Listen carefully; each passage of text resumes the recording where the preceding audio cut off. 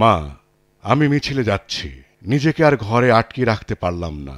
Sorry আব্বুজান, তোমার কথা অমান্য করে বের হলাম। স্বার্থপরের মতো ঘরে বসে থাকতে পারলাম না। যদি বেঁচে না ফিরি তবে কষ্ট না পেয়ে গর্বিত হইও। জীবনের প্রতিটি ভুলের জন্য ক্ষমা চাই। ৫ আগস্ট চিঠিটি লিখে ঘর থেকে বের হয় ১০ম শ্রেণীর শিক্ষার্থী আনাস। রাজধানীর চাংখারপুলে গলির মুখে বুকে গুলি লাগে তার। ঘটনাস্থলেই মৃত্যু হয়। সন্তানের চিঠি হাতে হত্যায় জড়িতদের বিচার চেয়ে বুধবার আন্তর্জাতিক অপরাধ ট্রাইব্যুনালে এসে কাঁদলেন আনাসের মা বাবা। শেখ হাসিনা সহ ২৫ জনের বিরুদ্ধে অভিযোগ দাখিল করেন ট্রাইব্যুনালে। ঘর থেকে বের হয়ে গেছে, একটা চিঠি লেখে যে মা আমি আন্দোলনে যাচ্ছি, যদি বেঁচে ফিরি তো ফিরলাম, আর যদি না ফিরি কষ্ট পাও না তোমরা। তার ঘরে থেকে কষ্ট পাওয়ার চাইতে রাস্তায় যে শহীদ হয়ে যাওয়াটা সে বেশি শ্রেয় মনে করছে, শ্রেষ্ঠ মনে করছে। কমান্ডটা মেনে নিয়ে গুলি করছে তারা, এবং যারা হুকুম দিছে তারা।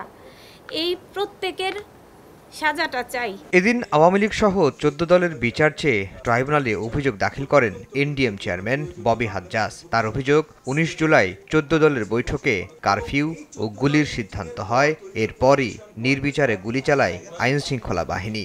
শুধু আওয়ামী লীগ না, শুধু শেখ হাসিনা না, এই যে ওয়ার্কার্স পার্টি, ইনু, তরিকত ফেডারেশন, ওয়ার্কার্স পার্টি, জাসদ, ইনু, যতগুলো দল আছে, সাম্যবাদী দল, এরা সবাই গণহত্যার আসামি। এই ধরনের মানবতা বিরোধী অপরাধের জন্য যারা দায়ী, তারা দল হোক, গোষ্ঠী হোক, অর্গানাইজেশন হোক, ব্যক্তি হোক, মিনিমাম তো ভাই ১০ বছর তাদেরকে নিষিদ্ধ ঘোষণা করা উচিত বলে আমি মনে করি। চিফ প্রসিকিউটর বলছেন, ১৪ দলের বিচার করার এখতিয়ার রয়েছে ট্রাইব্যুনালের।